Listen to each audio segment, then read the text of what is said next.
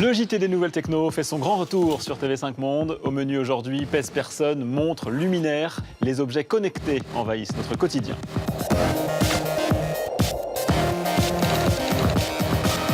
Bonjour à tous, heureux de vous retrouver ici sous cette magnifique coupole imaginée par l'architecte brésilien Oscar Niemeyer.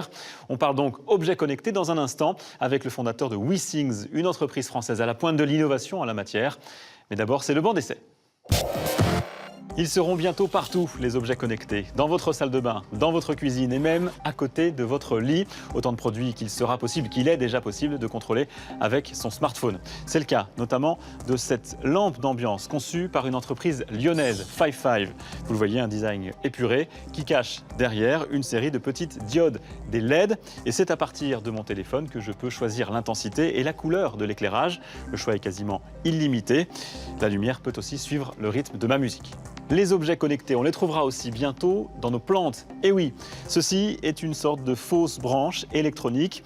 Il suffit de la planter par exemple dans mon ficus. Elle surveille immédiatement la température ambiante, la quantité de lumière, la qualité de l'engrais et même le taux d'humidité. Si mon ficus manque d'eau, c'est mon téléphone qui m'avertira. Deux questions maintenant à Cédric Hutchings. Bonjour. Bonjour. Vous êtes l'un des fondateurs de WeThings, une entreprise spécialisée précisément dans les objets connectés. Mais vous préférez le domaine de la santé. Vous fabriquez notamment des pèse-personnes ou aussi des tensiomètres. C'est quoi le plus qu'apporte ce type de produit par rapport à un tensiomètre ou un pèse-personne classique ?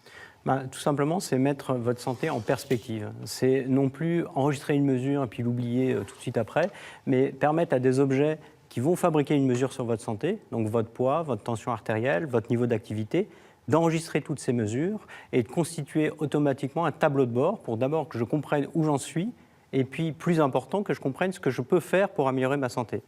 Alors, votre dernière création, c'est ça. On appelle ça un tracker d'activité. La plus souvent, pour l'instant, sur le marché, on le trouve sous la forme d'un bracelet. C'est quoi l'avenir, plus globalement, des objets connectés ? Est-ce que le consommateur est vraiment prêt à se barder comme ça de capteurs partout sur lui ? Alors, se barder, non, je ne pense pas. Je pense que les objets connectés, ou connecter un objet, doit le rendre plus simple à utiliser et plus utile. Et c'est ce qu'on fait dans le domaine de la santé.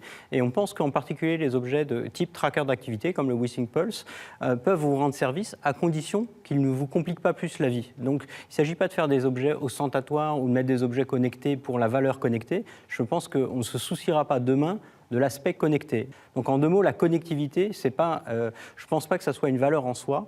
Et d'ailleurs, on n'en parlera plus. Probablement dans plusieurs années, on se demandera ce qu'a été une balance lorsqu'elle n'était pas connectée. Une balance qui ne fabriquait pas les courbes de poids paraîtra bien inutile. Et la capacité donc, à mesurer son activité physique tous les jours ne doit pas rimer avec un geste supplémentaire quotidien pour le faire. Donc cette connectivité, elle va disparaître dans les années qui viennent. Merci beaucoup, Cédric Hutchings. C'est la fin de ce JTNT Nouvelle Formule. Un grand merci au PCF de nous avoir accueillis ici, à l'espace Oscar Niemeyer à Paris.